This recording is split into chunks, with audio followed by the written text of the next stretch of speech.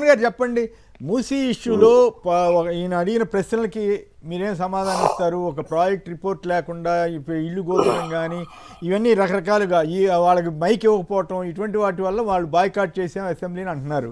So మీరు ఇచ్చే మీ వాదన ఏమిటి సార్? ఇప్పుడు Krishank has forgotten the olden assembly days, I believe. You should go back and watch last 10 years of assembly sessions. గత 10 సంవత్సరాల్లో జరిగినటువంటి అసెంబ్లీ సెషన్స్ ని వారు వింటే భాష అక్కడి నుంచే డిరైవ్ అయింది. భాష ఇక్కడి నుంచి నేను అదనట్లేదు. అంటే ఒక లెవెల్ ప్లేయింగ్ గ్రౌండ్ ని వాళ్ళు క్రియేట్ చేశారు. అంటే రాహుల్ గాంధీ గారిని కసబ్ అన్నామా అన్నమా, సోనియా గాంధీ గారిని చాలా మాట్లాడవలసి వస్తుంది. క్రిషాంక్ మాట్లాడేటప్పుడు నేను మాట్లాడాను. కంపేర్ చేసినప్పుడు చిన్న క్వశ్చన్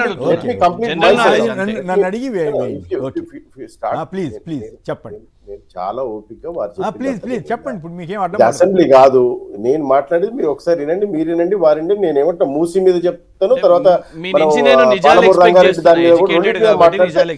సబ్జెక్ట్ సార్ నేను సబ్జెక్ట్ మాట్లాడతాను. అన్ని కామెంట్ నాకు ఇస్తాను. Something okay out.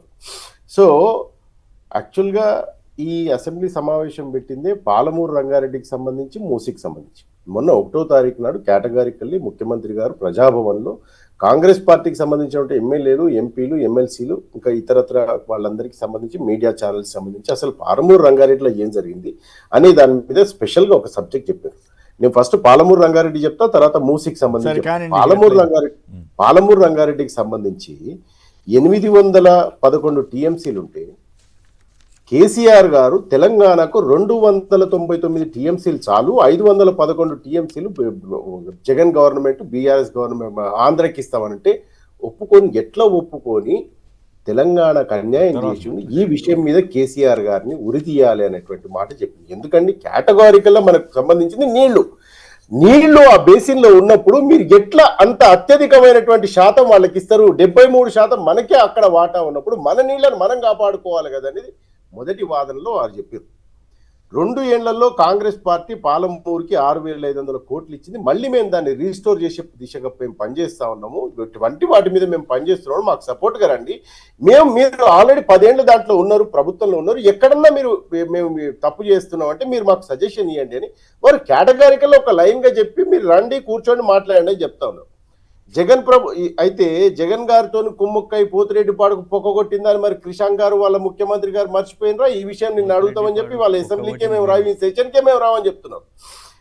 మూడో విషయం ఏంటంటే సార్ ఎంత దుర్మార్గం అంటే డిపిఆర్ 2014లో బీఆర్ఎస్ పార్టీ ప్రభుత్వంలోకి వచ్చిన తర్వాత డిపిఆర్ లేకుండా వీళ్ళు మొదలు పెట్టారు పాలమూరు రంగారెడ్డి. 2019, 2020లో వీళ్ళు డిపిఆర్ 2023లో వీళ్ళు డిపిఆర్ సబ్మిట్ చేశారు. కానీ అప్పటి వరకే 27,000 కోట్ల రూపాయలు ఖర్చు చేశారు డిపిఆర్ లేకుండా. ఎట్లా చేస్తావు అంత సొమ్ము? ఇది తెలంగాణ ప్రభుత్వాన్ని కత్తితోని పొడిచిన తెలంగాణ ప్రజలని చెప్తా ఉన్నా. ఒకసారి వారిని డాక్యుమెంట్ చదువుకోమని. ఇవన్నీ నేను డీటెయిల్గా కేటగారికల్గా చెప్పారు రేవంత్ రెడ్డి గారు. ఈ విషయాలను ప్రజల ముందు చెప్తే తెలంగాణ ప్రజలు ఉరిదీస్తారు. ఎట్లయితే అరబ్ కంట్రీస్ లో ఎవడైనా అధికారి కానీ, ప్రభుత్వంలో ఉన్నటువంటి వాళ్ళు కానీ, రాజకీయాల్లో ఉన్నటువంటి వాళ్ళు కానీ తప్పు చేస్తే ఉరిదీస్తారు అనే విషయాన్ని కేటగారికల్ గా అటువంటి పదాలు వాడకుండా కాదు పవన్ గారు, అటువంటి పదాలు వాడకుంటే బెటర్ కదా. కేసీఆర్ గారు వాడకుంటే బెటర్ అని మీరు చెప్తారు, నేను చెప్తాను, రేవంత్ రెడ్డి గారు కూడా చెప్తారు. కానీ ఆ లెవెల్ ప్లేయింగ్ ఫీల్డ్ అక్కడ సెట్ చేశారు కదా కేసీఆర్ గారు. చెప్పకపోతే మీకెక్కదు, మాకెక్కదు. కేసీఆర్ గారు మాట్లాడినప్పుడు కూడా మేము మాబోటి వాళ్ళం తప్పనే చెప్పాను తప్ప మేము అనేది ఆ ఇంటెన్సిటీని చెప్పడంలో ఉన్నటువంటి అభిమానం అంతే, ఉన్నటువంటి అభిప్రాయం. అంతేగాని వీళ్ళని ఏదో ఉరిదీసేటువంటి హక్కు ప్రజలకు ప్రజాస్వామ్యంలో రాజకీయ నాయకులకి ఎక్కడ ఉంటుందండి? అది అంతా కోర్టులు, అది వేరే సబ్జెక్ట్. అది ఓన్లీ ఆ ఇంటెన్సిటీని చెప్పడానికి. మనం ఎప్పుడో ఇంట్లో ఉన్న పిల్లని గాడిద కొడుక బుద్ధి లేదురా అంటే ఇప్పుడు ఇప్పుడు అయ్యింది. అది బూతులు కాదు, మీకు సబ్జెక్ట్ చెప్తాను. గాడిద కొడుక అంటే ఆ ఇంటెన్సిటీని చెప్తా. ఆ ఇంటెన్సిటీని అట్లా చెప్పగలిగారు అంతేగాని ఆయన ఏదో ఇబ్బంది పెట్టాలని. అంటే పాయింట్ ఏంటంటే సార్, ఇక్కడ తెలంగాణను జలానికి సంబంధించి, నీళ్లకు సంబంధించి ఎట్లా మోసం చేసిండ్రు, ఆర్థిక వనరులను ఎట్లా మోసం చేసిండ్రు. మీరు ప్రభుత్వంలో ఉన్నప్పుడు ఆంధ్రప్రదేశ్కి వెళ్ళి మరి జగన్ గారి ఇంట్లో రొయ్యల వేపుడు తినుకుంటూ నీళ్లను ఎటదార పోసిండ్రు. 292 ఎందుకు మీరు అంత 899 టీఎంసీలు ఉన్నదాన్ని 299 టీఎంసీలు తెలంగాణ తెలంగాణ బిడ్డలకి ఇవ్వకుండా ఎట్లా పోయిండ్రు అనే సబ్జెక్ట్ చెప్పింది. ఇక మూసీ విషయానికి వస్తాం సార్. మూసీ విషయానికి వచ్చినప్పుడు నిన్న కేటగారికల్ గా వారు ఏం చెప్పారంటే మూసీ సుందరీకరణ అనేది అవసరం. ఎందుకంటే ఇది హైదరాబాద్ నదీ జలాలకు సంబంధించిన తర్వాత అటు పోయి నల్గొండ నదీ జలాలకు సంబంధించిన మూసీ, అది ఎక్కడి నుంచి వస్తుంది, వికారాబాద్, దానికి ఉన్నటువంటి చరిత్ర చెప్పుకుంటే ఏమన్నారంటే గుజరాత్ లో సబర్మతి, యూపీలో గంగా, ఢిల్లీలో యమున ఎట్లయితే ఉందో అట్లా మనం రివర్ ఫ్రంట్ క్రియేట్ చేద్దాం. Already Yamuna Sabarmati river front కి సంబంధించి 60,000 కుటుంబాలను అక్కడి నుంచి రీలొకేట్ చేసారు. మనం కూడా ఇక్కడ ఉన్నటువంటి వాళ్ళని రీలొకేట్ చేసి వాళ్ళకు మంచి ఇల్లు కట్టిద్దాం, వాళ్ళకు మంచిగా ఒక 5 ఎకరాలు 10 ఎకరాలు తీసుకొని వాళ్ళకి ఇల్లు కట్టిద్దాం, స్కూలు, వాళ్ళకి హాస్పిటల్ ఇద్దాం అనే విషయాన్ని చెప్పుకొచ్చారు.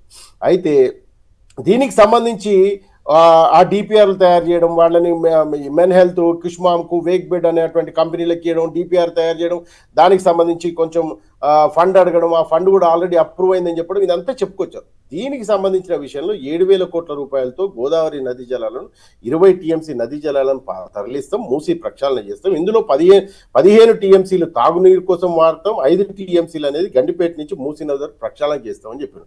గండిపేట టు గౌరవెల్లి అనేటువంటి ఎలివేట్ కారిడార్ని క్రియేట్ చేస్తాం, అది 55 కిలోమీటర్లు స్కైవేని క్రియేట్ చేద్దాం. ఎందుకంటే ఇప్పుడు ఓఆర్ఆర్ ఏదైతే ఉందో అది మొత్తం తిరిగి రావడానికి మొత్తం 80 కిలోమీటర్లు పడుతుంది, 80 కిలోమీటర్లు ఉంటుంది. కాబట్టి ఈ క్యారిడార్ కనుక మనం డెవలప్ చేస్తే 55 కిలోమీటర్లే మనం ఇటు నుంచి అటు పోవచ్చు అని చెప్పి మీరాలం ట్యాంక్ బండ్ అభివృద్ధికి సంబంధించి 450 కోట్లు అన్నారు.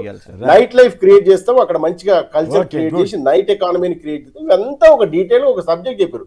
దీంట్లో వీళ్ళకి ఎక్కడ నచ్చలేదు, ఎందుకు వాకౌట్ చేయాల్సి వచ్చింది? బాధ్యతగా ఉండాల్సినటువంటి ప్రతిపక్షం కదా, నిలబడాలి కదా. అసెంబ్లీని పూర్తిగా బహిష్కరించారు ఈ టర్మ్ అంతా, ఈ సెషనే బహిష్కరించారు సార్. అంటే ఎంత ఇర్రెస్పాన్సిబుల్ సార్. ఇప్పుడు మీరున్నారు కేసీఆర్ గారు అంటే మాకు గౌరవం, మీరున్నారు బాధ్యతాయుతమైన స్థానంలో ఉన్నారు. మిమ్మల్ని ప్రశ్న అడిగినప్పుడు మీరు మమ్మల్ని మ్యూట్ చేయరుగా, లేదండి పవన్ గారు ఇది ఇలా అంటారుగా, నిలబడి సమాధానం చెప్పాల్సినటువంటి బాధ్యత మీదిగా. ఇరిగేషన్ శాఖ మంత్రిగా ఉన్నారు కదా మీరు హరీష్ రావు గారు, ఇప్పుడు కేసీఆర్ గారు అంటే రావట్లేదు, మరి వారు చెప్పాల్సిన బాధ్యత వారిదే కదా. ఓకే, చెప్పకుండా సమాధానం చెప్పకుండా పోయి అసెంబ్లీలో నిలబడితే మీ వాదన ఏంటిది, మా వాదన ఏందని వాళ్ళకి అవకాశం ఇవ్వట్లేదట కదా, వాళ్ళకి అవకాశం ఇవ్వట్లేదని కదా వారి గొడవ. ఇప్పుడు తతిమా వాటన్నిటికీ అవకాశం వస్తుంది, తతిమా మాట్లాడడానికి లెజిస్లేటివ్ అసెంబ్లీ మినిస్టర్ గారు దీనికి సమాధానం చెప్పాలి. ఇటువంటి వాటికి మాత్రం సమయం వస్తుంది. సబ్జెక్ట్ చెప్పాల్సినప్పుడు పాలమూరు రంగారెడ్డిలో ఎందుకు 27,000 కోట్ల రూపాయలు నువ్వు ఖర్చు పెట్టినావు, మరి ఎందుకు నువ్వు 290 ఆరోపణ చేస్తారు కదా, జోరాల బదులు శ్రీశైలం ఎందుకు తీసుకొచ్చారని కూడా అడుగుతున్నారు జూరా సార్, ఎంత అన్యాయం సార్. జూరాల దగ్గర రావాల్సినటువంటి వాటర్ తీసుకుపోయి శ్రీశైలం దగ్గర సంబంధించినటువంటి ప్లేస్ కాదు. ఇక్కడ నాకు డౌట్, ఇక్కడ అంటే 280 టీఎంసీ ఎంతో ఉంటుంది, నాకు 215 శ్రీశైలం, అక్కడేమో 10 టీఎంసీయే కదా అంతా కలిపి ఉండేది జోరాల్లో. ఎక్కడ సార్, అక్కడనే ఎక్కువ ఉంటది ఇంకా వాటర్, ఇక్కడికి వచ్చారు డౌన్ అయిపోతుంది, ఆ స్ప్రెడ్ ఎక్కువ ఉంటది వాళ్ళకి. మరి ఇదే సార్ వీళ్ళతో తలకాయ నొప్పి, ఈ చెప్తే వినరు. మేము కాళేశ్వరం తీసుకున్నా అంతే కదా, కాళేశ్వరం తీసుకున్నా అదే కదా, వద్దంటే అక్కడ తీసుకుపోయి కట్టి మొత్తం తెలంగాణ ప్రజల సొమ్మంతా తీసుకుపోయి అక్కడ నాశనం చేసింది కదా. వారు ఏం చెప్పారు కేటగిరీకి సార్, ఒకటే పాయింట్ సార్, వారు ఏమన్నారంటే జూరాల దగ్గర నుంచి కనుక మీరు ప్రాజెక్ట్ మొదలు పెడితే మనకి ఎక్కువ వాటర్ ఉండేది, 25 లిఫ్ట్లలో అయిపోయింది. శ్రీశైలం దగ్గర తీసుకుపోయే వరకు 25 నుంచి 32 లిఫ్ట్లు అయింది. ఏమైనా లిఫ్టులు కట్టుడు, దోసుకునుడు, కాంట్రాక్టర్లకు ఇచ్చుకున్నాడు, 27,000 కోట్ల రూపాయలు దోచుకున్నది ఈ బాధే కదా మేము చెప్పేది ప్రజల బాధే కదా. మీరు చేసిన సబ్జెక్టే చెప్తున్నాం, మేము చేసింది ఏం లేదు. రైట్, ఇప్పుడు సమాధానం చెప్పండి, తర్వాత కిషోర్ గారు మాట్లాడతారు. సార్, అబద్ధాలతో సింపుల్గా గడిపేస్తాం అని అంటే ఇదే కావచ్చు అని అర్థమైపోయింది. ఒకటైతే వాస్తవానికి వాళ్ళు ఒప్పుకున్నారు ఏంటంటే పాలమూరు రంగారెడ్డి ప్రాజెక్టు వీళ్ళు ఉమ్మడి ఆంధ్రప్రదేశ్లో కాంగ్రెస్ ప్రభుత్వం ఉన్నప్పుడు వీళ్ళు చేసింది ఏమీ లేదు అని వాళ్ళు ఒప్పుకున్నట్టే. ఎందుకంటే మేమే మొదలు పెట్టినాం, డిపిఆర్ లేకుండా మీరు ఎట్లా మొదలు పెడతారు అని అంటే, రాహుల్ గాంధీ గారు ఇక్కడికి వచ్చి పాలమూరు గడ్డ మీద మేము జాతీయ హోదా ఇస్తాము, మేము పాలమూరు రంగారెడ్డి ప్రాజెక్ట్ చేస్తాము అని ఇప్పుడు కాదు, ఉమ్మడి ఆంధ్రప్రదేశ్లో యూపీఏ ప్రభుత్వం ఉన్నప్పుడు వచ్చి హామీ ఇచ్చిపోయిన రాహుల్ గాంధీ గారు దాన్ని ఇన్ఫ్యాక్ట్ నరేంద్ర మోదీ గారు తర్వాత మళ్ళీ ప్రైమ్ మినిస్టీరియల్ క్యాండిడేట్కి వచ్చి ఏమయ్యా రాహుల్ గాంధీ, రాహుల్ బాబా ఆయే థే, హిందీలో ఇదే మాట అన్నారు, రాహుల్ బాబా ఆయే థే पालमूर रंगारेड्डी प्रोजेक्ट करने का उन्होंने वादा किया 10 साल आप सो रहे थे क्या అని నరేంద్ర మోదీ గారు రాహుల్ గాంధీ గారిని అడిగారు. అయితే ఒకటే వీరు ఒప్పుకున్నారు, వాళ్ళతో చేత కాలేదు, మేము మొదలు పెట్టినామని. సార్ మేము అంటున్నాము 2014 నుంచి ఒక్క నిమిషం, నేను అడ్డం పడలేదు మీరు మాట్లాడిన మీరు చెప్పిన కట్టు కథలు అన్ని కూడా సార్ అసెంబ్లీలో మైక్ బంద్ చేస్తారు, ఇక్కడ కూడా మాట్లాడినారా సార్? అసెంబ్లీలో మాట్లాడినారు, ఇక్కడ కూడా మాట్లాడినారా? ఇదేనా? నేను ఇంకా స్టార్ట్ అడగండి పవన్, అడగండి తొందరగా అడగండి. రిషాంక్ గారు నేనేమడుగుతున్నానంటే, ఈ రాజకీయమైనటువంటి కమెంట్లు కాదు, మీరు జాతీయ హోదా ఎప్పుడు తీసుకొస్తామని చెప్పిండ్రు, దేనికి తీసుకొస్తామని చెప్పారు. ఇప్పుడు జాతీయ హోదా దాని గురించి కూడా కేటగారికల్ గా సీఎం గారు ఏమన్నారంటే, నువ్వు అది జూరాల కాడి నుంచి మొదలుపెట్టింది దాన్ని తీసుకుపోయి ఇలా శ్రీశైలం కాడికి తీసుకొచ్చారు, కొత్త ప్రాజెక్టు దానికి ఇస్తామంటారు. దీనికి ఎవరు కారణం చెప్పాలి ఆ విషయం. రైట్, వదిలేసి పొలిటికల్ మీ అంత మేధావులం కాదు, మీ అంత ఇంజనీర్లం కాదు, రేవంత్ రెడ్డి గారు అంత ఇంజనీర్లం కాదు, కొంచెం మాకు తెలిసిన సమాచారం అయితే మమ్మల్ని చెప్పనివ్వండి. మీరే చూస్తున్నారు, చెప్పండి మాట్లాడు. నేనేమంటున్నా అంటే, మేము రేవంత్ రెడ్డి గారు లాగా బనకచర్లు ఎక్కడున్నది, దేవాదులు ఎక్కడున్నది, బచావత్ 2004 అంటలే, మాకు తెలిసిన ఒరిజినల్ సమాచారం మాకు చెప్పనివ్వండి. మీ అంత ఇంజనీర్లం కాదు మేము. సరే, నన్ను డైవర్ట్ చేస్తున్నారు వారు. నేను అన్నది రాహుల్ గాంధీ గారు జూరాల గురించి మాట్లాడిర్రా, శ్రీశైలం గురించి మాట్లాడిందా కాదు, పాలమూరు రంగారెడ్డి ప్రాజెక్ట్. ఇప్పుడు గవర్నమెంట్ లేదు కదా, సరే ఉన్నప్పుడు చెప్పారు కదా, అందుకే వీళ్ళకి నైతికత లేదు. వీళ్ళు ఏదో కొత్తగా మేము ఇవాళ ఫ్రెష్ ప్రభుత్వం మాది, రేవంత్ రెడ్డి గారి నుంచే కాంగ్రెస్ పార్టీ లెగసీ స్టార్ట్ అయింది అన్నట్టు వీళ్ళు మాట్లాడుతున్నారు. చేసిన మోసాలు అన్యాయాలు వీళ్ళే కాదు సార్, ఈ ట్రిబ్యునల్, ఈ కథా కార్ఖానం కొన్ని దశాబ్దాల నుంచి మోసానికి సార్. ఇంకొకటి నేను ఇప్పుడు అదే చెప్తున్నాను సార్. ఇంకొకటి సార్ ప్లీజ్ నాకు కొంచెం అడ్డుపడకండి దయచేసి. సార్ వారు ఏమంటున్నారు, 599 టీఎంసీ ఆంధ్రాకు ఒప్పుకున్నారు, 211. ఇది పచ్చి అబద్ధం కాదా సార్? అదే ఉంటే సుప్రీంకోర్టులలో, ఎపెక్స్ కౌన్సిల్లో గొడవే ఎందుకు ఉంటుంది? ఆంధ్రాకు ఆల్రెడీ ఇచ్చేసిండ్రంట, తెలంగాణకి ఇంతే కుదించుకున్నారంట. సరే, ఎంత పచ్చి అబద్ధం. Working arrangement for this year అనే పదాన్ని ఎక్స్క్లూడ్ చేసి రాష్ట్ర ప్రజలను మోసం చేస్తున్నది కాంగ్రెస్ ప్రభుత్వం. చెప్పండి, working arrangement only for this year, ఈ సంవత్సరానికి మాత్రమే అని. ఎప్పుడు జగన్మోహన్ రెడ్డి గారి పేరు ఇప్పుడు తీస్తున్నారు, కానీ చంద్రబాబు నాయుడు గారి పేరు తీయటం మాత్రం వాళ్ళు తీస్తలేరు. 2015లో చంద్రబాబు నాయుడు గారి ప్రభుత్వం ఉన్నప్పుడే working arrangement for this year అని చెప్తూనే సుప్రీంకోర్టులో కేసు ఉన్నది వాస్తవం కదా. ఏపెక్స్ కౌన్సిల్ వాళ్ళు, కేంద్ర ప్రభుత్వం వాళ్ళు ఏం చెప్పారు, మీరు సుప్రీంకోర్టు నుంచి కేసు వాపస్ తీసుకోండి కేసీఆర్ గారు, మేమే తేలుస్తామని. ఇవాళ వరకు అవార్డే పూర్తి కాకపోతే అయిపోయినట్టు వీళ్ళు చెప్తున్నారు. చూడండి, అది మోసం కాదా? మీరు చేస్తున్నది మోసం. ఎందుకంటే మీరు చంద్రబాబు నాయుడు గారు ఆర్గ్యుమెంట్, మీరు తెలంగాణ కోసం లేదు, మీరు నిజం చెప్పండి, మనకు అవార్డు పూర్తి కాలేదు, ఆ అవార్డు కోసం గత ప్రభుత్వం కొట్లాడింది, మేము దాన్ని కొనసాగిస్తామని చెప్పాలి. కానీ ఇవాళ కూడా మీరు అక్కడ ఆంధ్రప్రదేశ్ చంద్రబాబు నాయుడు గారు ఒకటి చేస్తుంటే మీరు డైవర్షన్, అటు మాట్లాడకుండా ఇటు మాట్లాడుతున్నారు. ఎందుకు సార్? ఢిల్లీకి పోయి అబద్ధం చెప్పింది వాస్తవం కాదా? వారు మంత్రి గారు నిమ్మల, నాకు పేర్లు సార్, రామానాయుడు గారు, వారు బయటికి వచ్చి ప్రెస్ మీట్ పెట్టి లోపల టెక్నికల్ కమిటీ వేస్తాము అని చెప్పిండ్రు, చర్చ జరిగింది బనకచర్ల గురించి అని. అంటే రేవంత్ రెడ్డి గారు ప్రెస్ మీట్ పెట్టి అసలు అజెండాలోనే లేకుండే బనకచర్ల గురించి, అసలు ఏమీ డిస్కషన్ కాలేదు అని చెప్పి, ఆ తర్వాత ఆ మినిట్స్ ఆఫ్ ద మీటింగ్లో క్లియర్గా కనబడ్డది కదా. నువ్వు మళ్ళీ ఒకసారి రాష్ట్ర ప్రజలను మోసం చేసినట్టు కాదా? ఇవాళ చూస్తే కమిటీ పడ్డదా లేదా? కమిటీ పడ్డది కదా సార్. అంటే ఆ రోజు ఆంధ్రప్రదేశ్ మంత్రి ఎత్తింది నిజమే కదా, కానీ మోసం చేసింది రేవంత్ రెడ్డి గారు కదా. తెలంగాణ ఆత్మగౌరవాన్ని వాళ్ళ రేవంత్ రెడ్డి గారు అటు రాధాకృష్ణ గారి ముందు, ఇటు చంద్రబాబు నాయుడు గారి ముందు, ఇటు ఆదిత్యనాథ్ దాస్ ముందు తాకట్టు పెట్టినరు. మేమేమంటున్నామంటే 9 నుంచి 6 పర్మిషన్లు, నువ్వు అంటున్నావు 2023లో మేము డిపిఆర్ ఇచ్చినామని, మరి 9 నుంచి 6 పర్మిషన్లు ఎట్లా వచ్చినాయో చెప్పండి. మేము 2014 నుంచి కేటగారికల్గా 15లో 16లో ఇదే ఆదిత్యనాథ్ దాస్ గారు ఎన్జిటిలో కేసు వేసిర్రు 2015లో. దేని మీద? ఇదే పాలమూరు రంగారెడ్డి ప్రాజెక్ట్ మీద. దాని గురించి మాట్లాడమని చెప్పండి. ఆ ఎన్జిటిలో కేసు ఇటు నుంచి ఎవరు ఎదుర్కొన్నారు? తెలంగాణ నుంచి కార్యదర్శిగా ఉన్న రజత్ కుమార్ గారు రిప్రజెంటేటివ్ గా ఎదుర్కొన్నారు కేసీఆర్ గారు ప్రభుత్వం. వాస్తవం కాదా? ఇవాళ మీరు అక్కడ చేసిన పనులే లేవు, మీతో చాతనైన ప్రాజెక్టే లేదు. ఎప్పుడైనా సాకు అటు కాళేశ్వరం మీద 7 పేసారు, అది కూలిపోవాలి, కాళేశ్వరం కావాలి, దాన్ని పడావు పెట్టారు, దాన్ని రిపేర్ కూడా, ఆ ఒక్క పిల్లర్ని కూడా రిపేర్ చేయ చాత మీకు కాలేదు. చెక్ డ్యామ్లని వాళ్ళ కూలుస్తున్నారు సార్. ఇంత దమ్ముంటే మాట్లాడమని చెప్పండి. వాళ్ళ కరీంనగర్ జిల్లాలో, పెద్దపల్లి జిల్లాలో చెక్ డ్యాంలను కూలుస్తున్నారు మీరు.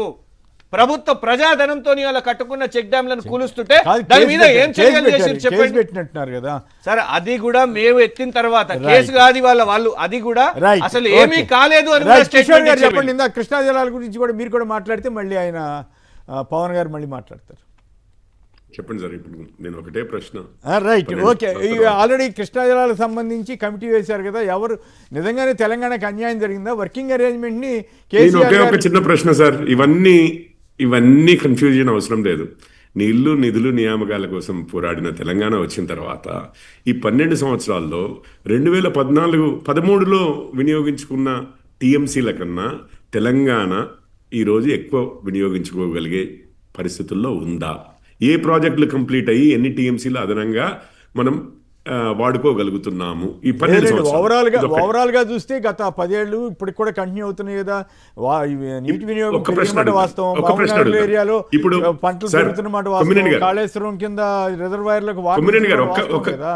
సార్, నేను ఇప్పుడు కంప్లీట్ చిన్న చేస్తాను. బీజేపీ వాళ్ళని కూడా ఒక మాట మీకు ఒక చిన్న ప్రశ్న కంప్లీట్ చేస్తాను సార్. ఎందుకంటే మిమ్మల్ని మీకు మేము ఒక అనలే చిన్న కాబట్టి ఒక ప్రశ్న మాట. కంప్లీట్ చేస్తాను. ఈ 2 జట్టులు ఏం స్టేడియం లో లేదు. ఆడుతుంటే ఎంపైర్ లాగా కూర్చొని కృష్ణా జలాల్లో కమెంటేటర్ పరిస్థితి ఉన్నది తెలంగాణ- వీళ్ళది. Right, okay. వీళ్ళు చేసింది ఏమీ ఓకే. లేదు, ఇచ్చింది ఏమీ రైట్, లేదు. Okay, okay, right. ఎన్డీఎస్ఏనేమో వాళ్ళు లడా మాట్లాడండి. లడా అని తీసుకొని ఓకే, వచ్చి ఓకే. ఉరికిస్తారు. ఆయన కంప్లీట్ వారిని మాట్లాడినివ్వండి సార్. టైం తక్కువ. వాళ్ళు చాలా చేశారు చేయబట్టి వారు మాట్లాడతారు. ఒక్క టీఎంసీ అదనంగా ఓకే. తెలంగాణ ప్లస్ ఆంధ్ర ఎన్ని టీఎంసీలు అదనంగా తీసుకెళ్తోంది కృష్ణా నదీ జలాలు? ఈ రోజు కెపాసిటీ ఎంత పెరిగింది?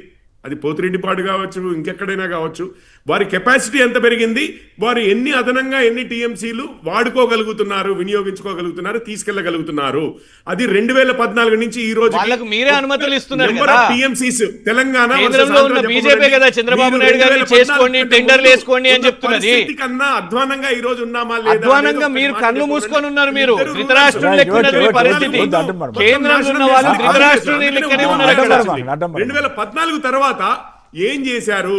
రైట్. తెలంగాణ పార్టీ అని చెప్పుకుని వచ్చి ఆఖరికి ఇక భారత రాష్ట్ర సమితి అయిపోయి తెలంగాణ గురించి మాకు పట్టదని చెప్పవలసిన పరిస్థితికి వచ్చిన టీఆర్ఎస్ ఒకవైపు, ఈ 50 సంవత్సరాలు 40 సంవత్సరాలు పాలించి 75 సంవత్సరాల్లో ఇక మేమేమి అసలు వారు చేసిన అన్యాయానికి తెలంగాణ ఉద్యమం తీసుకురావాల్సిన పరిస్థితి తెలంగాణలో. ఇది రైట్. పరిస్థితి సార్. 2 పార్టీల ఓకే, చరిత్ర రైట్, ఓకే. ఇదొకటి. రైట్. ఇప్పుడు మూసీ మీద ఇంతకుముందు చాలా కాంగ్రెస్ నేత పవన్ గారు చాలా చెప్పారు. అందులో సబర్మతి రివర్ ఫ్రంట్ కూడా చెప్పారు. పవన్ గారే కొంచెము సబర్మతి రివర్ ఫ్రంట్కి కేంద్ర ప్రభుత్వం ఎంత ఇప్పుడు ఆబ్వియస్లీ వీరి ప్రభుత్వం ఉండింది, కాంగ్రెస్ ప్రభుత్వం ఉండింది. కేంద్ర ప్రభుత్వం ఎంత సహకరించిందో, ఎన్ని వేల కోట్లు ఇచ్చిందో ఒక్కసారి చెప్పగలిగితే సంతోషిస్తాం సార్. రైట్, ఓకే, పైసా ఇవ్వలేదు. రైట్. పవన్ గారు, ఏదో ఆ మున్సిపాలిటీలో బ్రిడ్జిలు కడుతున్నందుకు మున్సిపల్ వీటికి ప్రాజెక్టులకి మామూలుగానే ఇప్పుడు ఇస్తూనే ఉంటారు. మా గవర్నమెంట్ ఇస్తూనే ఉంటది ఎలక్ట్రిక్ బస్సులకి, అక్కడ బ్రిడ్జిలకి, ఇక్కడ రోడ్లకి అని చెప్పి కేంద్ర ప్రభుత్వం రాష్ట్ర ప్రభుత్వం right, right, river okay. Front కి, సబర్మతి రివర్ ఫ్రంట్ కి ఎన్ని వేల కోట్లు, అసలు ఎన్ని కోట్లు ఇచ్చారో చెప్పమనండి. రైట్, ఎన్ని ఓకే. కోట్లు ఇచ్చారో అంటే చెప్పమని. రాష్ట్ర వేల ప్రభుత్వం కోట్లు, చేసుకుందని వందల కోట్లు చెప్తున్నారు. అవసరం లేదు. ఎన్ని కోట్లు ఇచ్చారో రాష్ట్ర చెప్పమని. ప్రభుత్వం చేసుకుందని చెబుతున్నారు, అంతే కదా. రైట్, వారిని చెప్పమని అడుగుతున్నాను సార్. ఓకే, వారు రైట్. పెద్ద మాటలు ఓకే, మాట్లాడుతున్నారు. పవన్ గారు, 1,00,000 కోట్లు ఇంకో అంటున్నారు పవన్ ఇక్కడ. గారు, ముఖ్యమంత్రి గారేమో పవన్ 1,00,000 గారు, కోట్లు అంటారు. రైట్, మళ్ళీ దాని ఒక్క తర్వాత నిమిషం. సంవత్సర కాలం పడుతుంది మేము right, DPR right, card okay, ఇచ్చామంటారు ఓకే, ఒక్క ముఖ్యమంత్రి నిమిషం. గారే. పవన్ అదే గారు. సేమ్ ముఖ్యమంత్రి గారు అంటారు 1,00,000 కోట్లు అవసరం రైట్, రైట్. అని చెప్పిన తర్వాత కేంద్రం సహకరించట్లేదని చెప్పిన తర్వాత మేము DPR ఇంకో సంవత్సరం పడుతుంది, ఇప్పుడు మొన్నే ఆర్డర్ ఇచ్చాము అని రైట్, చెప్తారు. పవన్ గారు,